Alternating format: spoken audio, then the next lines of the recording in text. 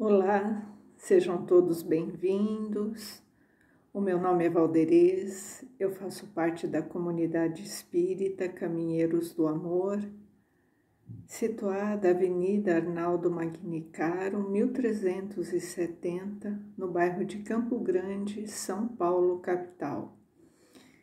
Estamos aqui na tarefa da divulgação da doutrina espírita e hoje com 3 questões do Livro dos Espíritos, o livro número 2, capítulo número 7, que vai falar sobre o idiotismo e a loucura.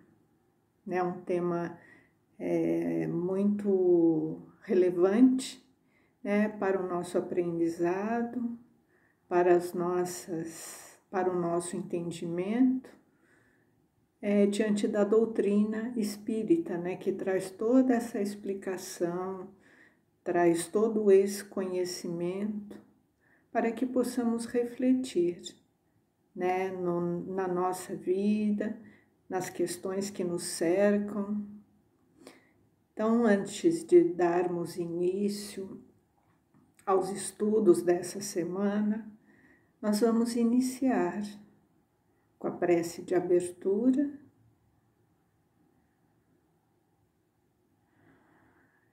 Vamos elevando o nosso pensamento a Deus, o nosso Pai da vida, agradecendo por tudo que temos, por tudo que somos. Mentalizemos também o nosso Mestre Jesus, que tanto nos inspira, nos direciona através do seu evangelho de amor. Também agradecemos ao nosso anjo da guarda, aos nossos mentores, aos benfeitores que nos inspiram, que estão sempre a nos auxiliar no fortalecimento, através da nossa conduta, da nossa postura, pois é isso que atrai os benfeitores para conosco. Então mentalizemos toda essa harmonia, toda essa paz, toda essa condição de aprendizado no nosso íntimo, e que também toda essa energia, toda essa vibração amorosa possa estar no nosso lar, ampliando a condição de equilíbrio dentro da nossa casa, harmonizando todos aqueles que estão conosco.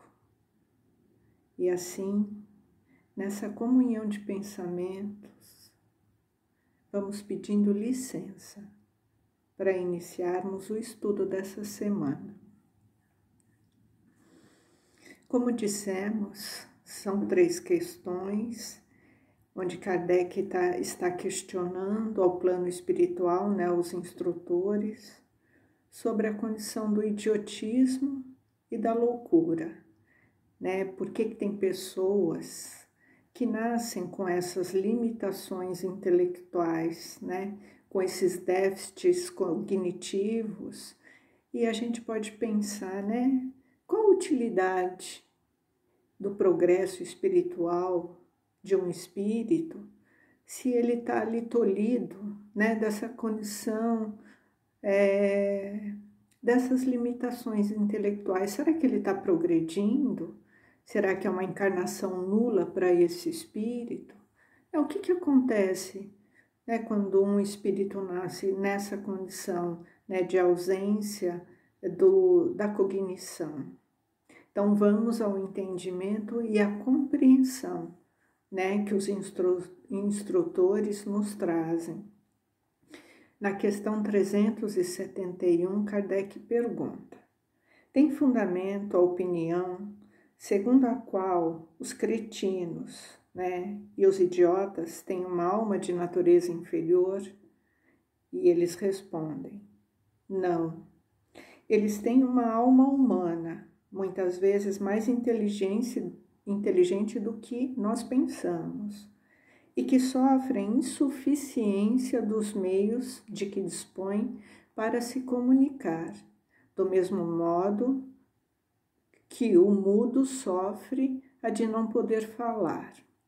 Então, aqui Kardec está perguntando, né, se os espíritos que nascem numa condição de loucura, né, de idiotia, se ele é um espírito de natureza inferior, e eles respondem que não.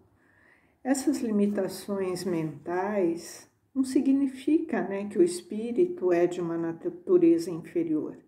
Ele é um espírito, como todos nós. É um espírito imperfeito, mas não quer dizer que ele é de uma natureza inferior.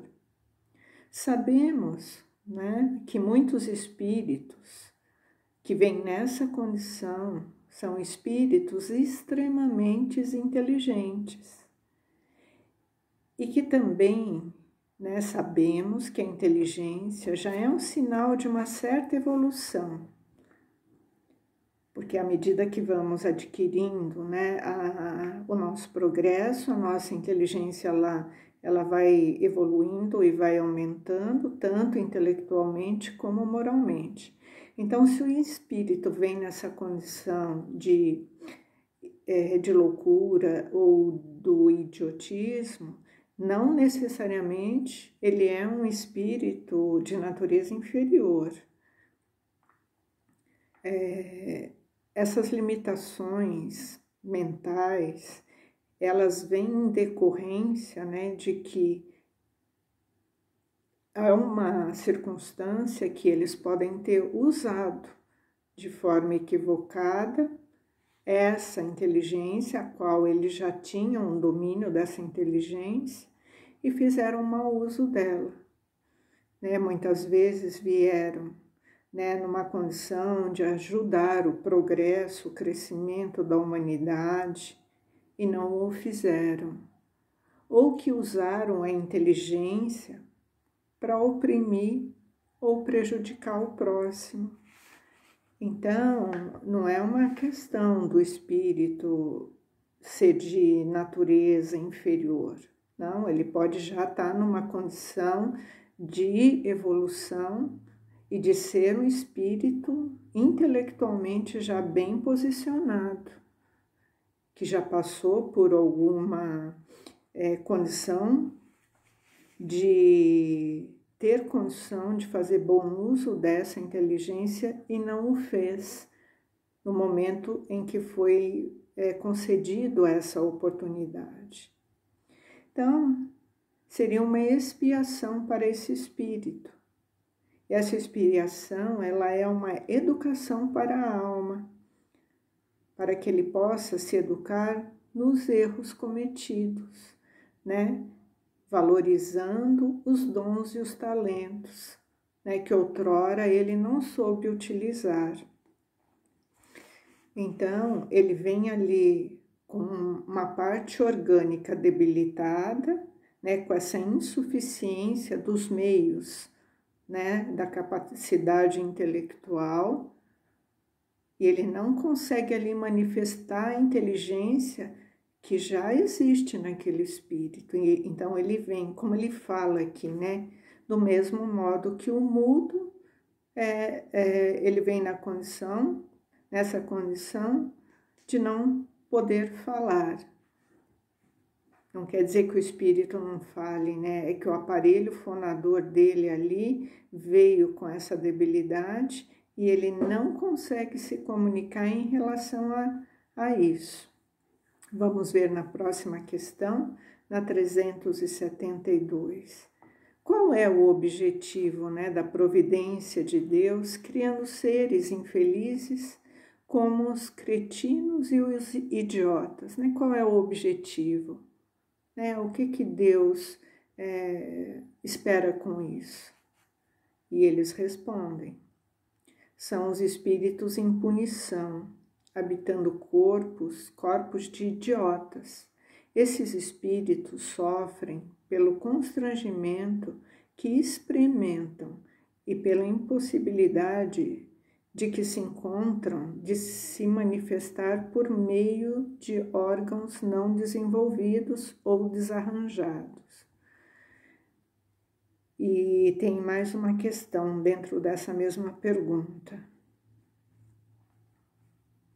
Não é exato dizer, então, de que os órgãos não têm influência sobre as faculdades? E eles respondem: jamais dissemos que os órgãos não tivessem essa influência. Eles têm uma influência muito grande sobre a manifestação das faculdades, porém não dão as faculdades, e aí está a diferença.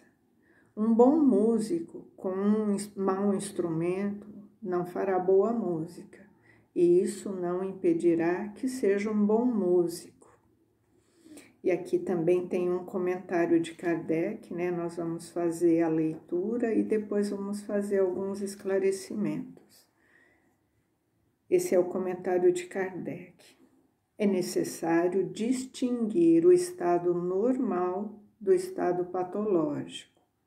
No estado normal, o moral suplanta, né? Ele supera o obstáculo que lhe impõe a matéria. Mas existem casos em que a matéria oferece uma resistência, tal que as manifestações são obstadas ou desnaturadas, como na idiotia e na loucura.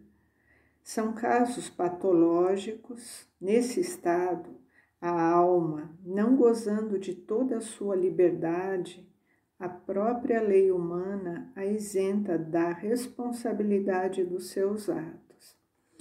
Então, aqui dentro dessa questão número 372, tem dois pontos que nós vamos abordar. O primeiro, né, ele está perguntando aqui qual é o objetivo de Deus, né, criando esses seres, né, com essa condição de limitação intelectual. Então, a explicação é que eles estão sofrendo uma punição. Então, eu coloco entre aspas, né, uma educação. Eles estão se reeducando, porque estão ali tendo que passar o constrangimento pelos equívocos cometidos em vidas passadas. O espírito é inteligente, ele tem a questão da inteligência, mas ele está ali contido, limitado em um corpo que tem um aparelho que suprime essa condição e ele não tem como manifestar a sua inteligência. E eles precisam vir nessa condição para que eles possam expiar os seus erros, para que eles tenham, apesar, né, de parecer que ali não está tendo um progresso, eles têm a oportunidade de crescer e evoluir, porque o espírito, ele se constrange, né? Ele aceita esse planejamento reencarnatório, mesmo dotado de muito intelecto, ele aceita passar por essa condição. Então, ele ali tem, na questão da humildade ou na questão de consciência, sabendo que vai ter que passar por aquela situação, e ele aceita. Ele vem expiar os seus erros para ter a oportunidade de crescer e evoluir. Então, Deus sabe da razão justa e necessária para que esses espíritos venham nessa condição. Então, não é ao acaso, né? Não existe ao acaso na lei da justiça de Deus. E na segunda ele está dizendo, né, ele faz essa comparação, né, dos órgãos, né? É não exato, então, dizer que os órgãos não têm influência sobre as faculdades? Está perguntando, né? Então, os órgãos influenciam na capacidade da inteligência? e eles vão responder. Os órgãos, eles têm uma influência da manifestação, né, de externalização da manifestação do espírito, mas não são eles que dão as faculdades do espírito. Então, não é o nosso cérebro orgânico que dá a nossa inteligência. A inteligência é uma faculdade do espírito, né? É uma faculdade que vai crescendo ao longo das reencarnações e que vem inata no espírito. Só que nós precisamos do órgão físico, né, da questão neuronal, cerebral, para que a gente possa, né, ter essa condição de expressar a nossa inteligência. Quando nós viemos com essa condição do déficit cognitivo, por desarranjo nessa estrutura neuronal, aí o espírito está constrangido a não conseguir se manifestar naquele órgão. Aqui ele fala, né, sobre um bom músico. Ele é um bom músico, mas se ele está com um aparelho, com um equipamento, né, um instrumento com defeito, dali não se tira boa música. Não quer dizer que o músico não é bom. Então, acho que com esse exemplo, a gente consegue bem entender isso. Então, quando os órgãos estão perfeitos, o espírito tem mais condições de externar as suas faculdades, né? Entre aspas, não totalmente, porque o corpo ele traz para nós uma limitação da livre manifestação do espírito. Então, o nosso corpo físico, ele meio que abafa o nosso espírito, e aqui, né, na nossa existência, na nossa encarnação, a gente não tem toda a nossa consciência espiritual, porque nós temos o peso do corpo físico, né? Mas quanto mais saudável são os nossos órgãos, mais condição o espírito tem de externar ali as suas faculdades. Eu posso dar o exemplo, por exemplo, da condição da fala, né? Eu estou falando porque o meu aparelho fonador, ele me permite falar, externalizar todo o som, né? Então, eu articulo o meu pensamento e eu consigo externalizar porque eu tenho o aparelho fonador que me permite essa condição. No caso dos mudos, ele já não teria essa condição, porque viria com esse aparelho fonador com uma deficiência ou uma impossibilidade total. Então, acho que assim a gente consegue entender bem, né, o que diz essa questão número 372. Então, vamos para a última questão e Kardec pergunta: qual será o mérito da existência para seres como os idiotas e os cretinos, que não podem fazer nem bem e nem mal, não podendo progredir? E eles respondem: é uma expiação imposta ao abuso que fizeram das suas faculdades. É um tempo de prisão. E ele continua perguntando, né, dentro dessa uma outra questão. Um corpo de idiota pode, assim, abrigar um espírito que animou um homem de gênio na existência precedente? Eles respondem: sim. O gênio, às vezes, torna-se um flagelo quando dele abusa. E aqui o outro comentário de Kardec. A superioridade moral não está sempre em razão da superioridade intelectual. Os maiores gênios podem ter muito a expiar. Daí resulta frequentemente para eles uma existência inferior à que tiveram e uma causa de sofrimento. Os entraves que o espírito experimenta em suas manifestações Eles são como as correntes que comprimem os movimentos de um homem vigoroso. Pode-se dizer que o cretino e o idiota são estropiados pelo cérebro, como é o coxo pelas pernas e o cego pelos olhos. Então, aqui também tem duas, questão dentro dessa. E a primeira ele pergunta qual é o mérito, de uma existência para aquele que tem que passar por essa condição. Ele não pode fazer nem o bem nem o mal. Como que ele vai progredir, então, nessa situação? E eles respondem, é uma expiação imposta. Então, certamente, é possível, sim, que ele progrida, porque aparentemente, estão paralisados no progresso. Mas isso é só aparentemente, porque a gente olha sempre pelos olhos do mundo material. Então a gente acha que aquele espírito não está progredindo, porque ele não pode ali se manifestar. Mas ele progride sim. Ele está progredindo, e ainda que lentamente, porque a expiação ela é impulsionada pela força da lei, pela força divina da lei de Deus. Então, como ele fala, a situação que ele passa ali de estar constrangido naquela situação, ele está trabalhando internamente, espiritualmente,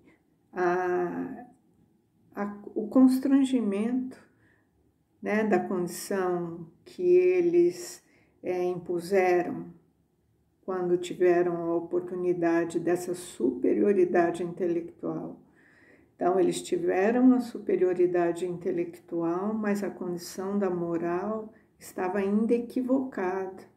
Então, eles vêm nesse corpo limitado e esse corpo limitado, ele não deixa a manifestação, do homem vigoroso, e ele está ali comprimido, ele está constrangido naquela situação.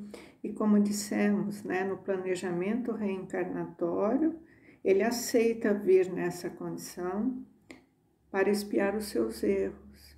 Então, ele se coloca ali naquela condição. Então, para a dinâmica de Deus, nada para, nada fica estagnado, nem essas reencarnações, É um processo de despertamento da luz interior, para que ele possa avançar, nas questões dos valores maiores. Então, ele está limitado na questão intelectual para que o espírito avance, para que ele desperte, uma luz interior e ele avance nos valores morais. E o mérito dele, quanto o mérito é grande para o espírito que recebe a dor no seu caminho. Então, aquele que se coloca em passar pela condição do idiotismo, ele está recebendo muita dor aí no seu caminho. Ele se colocou nessa dor. Então, o espírito se coloca nessa dor, e quanto maior é a dor que o espírito coloca no seu caminho, passar a existência toda nessa condição, quanto maior é essa dor, maior é o mérito. Então, sim, há um progresso, e como foi dito, nada para na dinâmica de Deus. Então, na dinâmica de Deus, na justiça de Deus, nada está estacionado.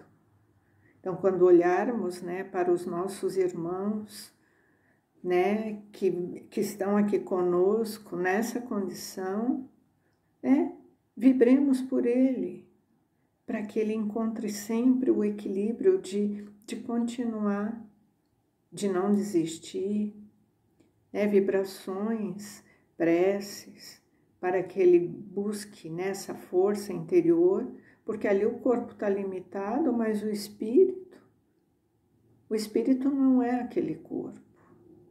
O espírito, ele emana, muito mais do que aquilo que a gente visualiza, o corpo físico. Então, esse espírito, né, ele, quando desencarnar, ele vai ver o progresso que ele fez, né, por ter passado por essa dor, por essa expiação.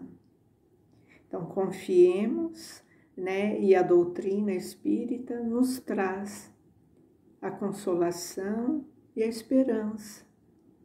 Através desses entendimentos, né, nós vamos tendo sempre a esperança do nosso progresso e dias mais felizes. Que assim seja, graças a Deus, graças a Jesus.